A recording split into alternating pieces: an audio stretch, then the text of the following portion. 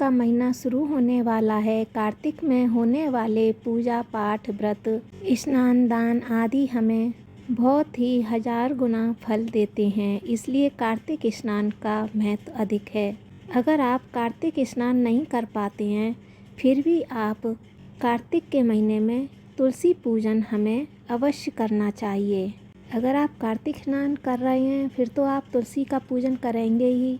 अगर आप नहीं कर रहे हैं कार्तिक स्नान, फिर भी आप अगर तुलसी पूजा करते हैं तो उसका कई गुना फल आपको कार्तिक के महीने में मिलेगा। क्योंकि कार्तिक का महीना भगवान विष्णु को दामोदर भगवान शालिग्राम को अर्पित है। विष्णु जी को तुलसी अति प्रिय है।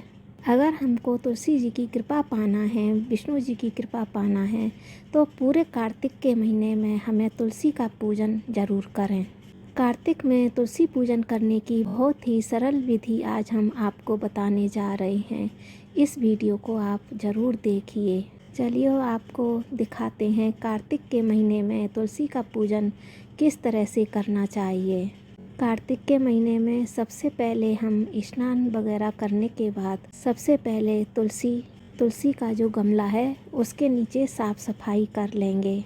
साफ़ सफाई करने के बाद हम तुलसी जी में जल डालेंगे। इतवार को छोड़कर बाकी सभी दिनों में हम तुलसी जी को जल से सींचेंगे। फिर हम तुलसी माता को नमस्कार करेंगे।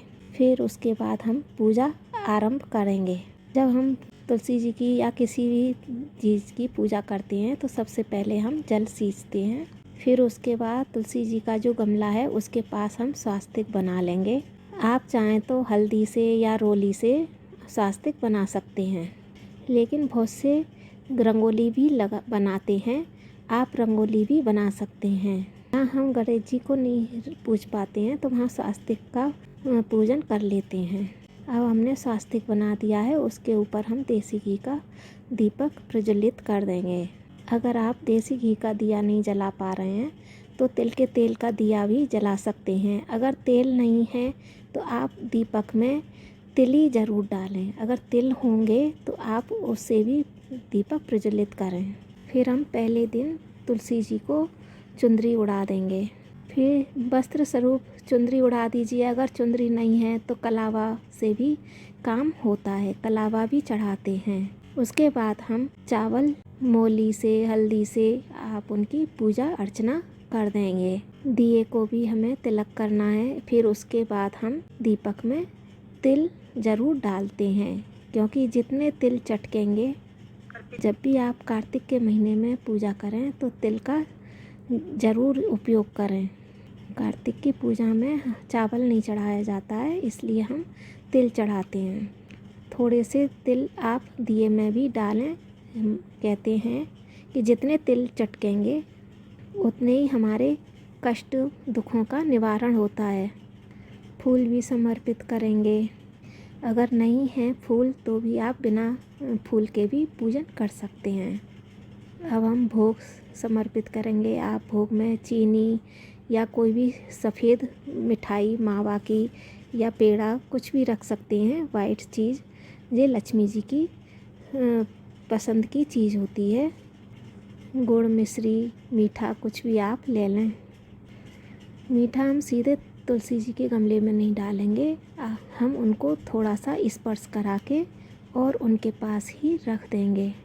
फिर उस भोग प्रसाद को पूजन करने के बाद हम सभी को बांट देते हैं।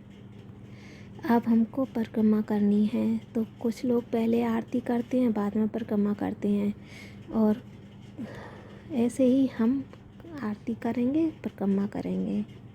आप चाहे पहले आरती कर लीजिए, बाद में परिक्रमा कर लीजिए, या पहले परिक्रमा कर लीजिए या बाद में आरती कर लीजिए। ये आपकी चॉइस है। मैं पहले परिक्रमा आरती कर लेती हूँ, फिर परिक्रमा करती हूँ।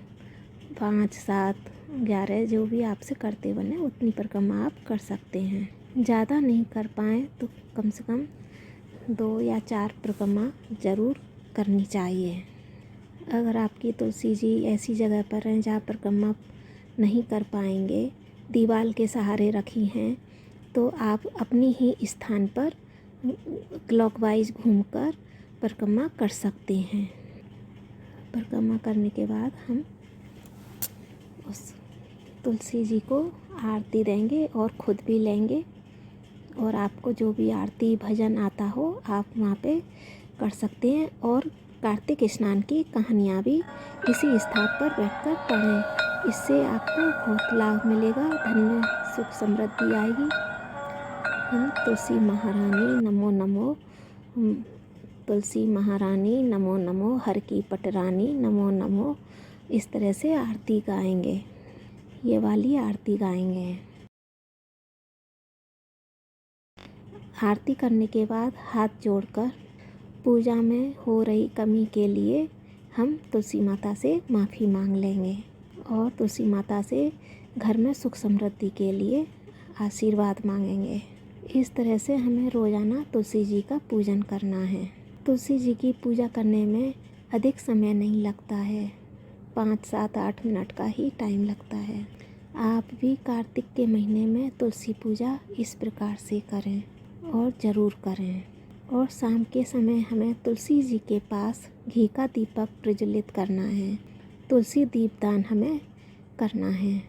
कार्तिक के महीने में पूरे महीने शाम को तुलसी माता के पास दीपदान हमें ज़रूर करना है। सूर्यास्त होने के बाद संध्या काल में हमें तुलसी जी के पास दिया ज़रूर दान करना है। इसलिए विष्णु जी की प्रिया तुलसी जी का आशीर्वाद पाने के लिए घर में सुख समृद्धि बनी ही रहे, इसके लिए हमें कार्तिक तुलसी जी का पूजन अवश्य करें। तुलसी पूजन की यह विधि आपको कैसी लगी कमेंट करें, शेयर करें, जिससे अधिक से अधिक भक्तजनों को इसका लाभ मिल सके। जय श्री कृष्णा, राधे राधे।